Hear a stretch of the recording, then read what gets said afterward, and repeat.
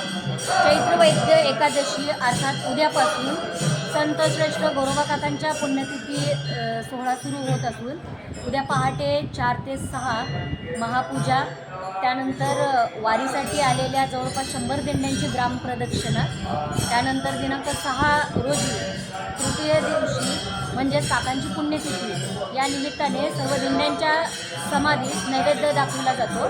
त्यानंतर दिनांक 7 रोजी काकांची पालखी मंदिरातून नृसिंह मंदिर येथे जाते व काल्याचे कीर्तन होते. तर दिनांक 10 रोजी म्हणजे अक्षय तृतीयेच्या दिवशी सोहळ्याची सांगता होते. या सोहळ्याकरिता भाविकांनी येत असताना आपल्या सोन्याची, चांदीची किंवा आपले जे काही पर्स असतील, या आपले जे काही लगेज असतील याची काळजी घ्या. देवस्थानच्या वतीने, प्रशासनाच्या वतीने इथे दर्शनाची रांग व्यवस्थित रांग करण्यात आलेली आहे. तर पोलीस प्रशासनाला त्या दर्शनाच्या रांगेतून जात असताना दर्शनाची रांग मोडणार नाही याची खबरदारी प्रत्येक भाविकांनी घ्या. पोलीस प्रशासनाला त्यासाठी सहकार्य करा, मंदिर प्रशासनाला सहकार्य करा.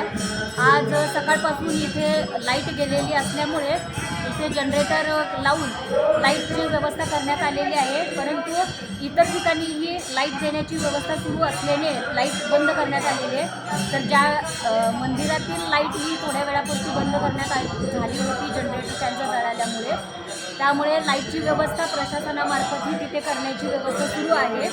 तसेच मंदिरातर्फे स्वच्छता मंदिराची करण्यात आलेली आहे. महिलांसाठी स्वच्छतागृह ठिकठिकाणी बोर्ड लावून महिलांसाठी स्वच्छतागृह निर्देशित करण्यात आलेले आहे. मंदिरामध्ये पिण्याच्या पाण्याची व्यवस्था करण्यात आलेली आहे. तर अशा प्रकारे हा जो सोहळा आहे त्या सोहळ्याचं शांततेमध्ये हा सोहळा पार पडण्यासाठी गावकऱ्यांनी, भाविकांनी प्रशासनाला सहकार्य करावे व सोहळा आपल्या काकांची पुण्यतिथी सोहळा म्हणून आपण आपल्या गावचंच एक कार्य आहे यासाठी मंदिर प्रशासनाला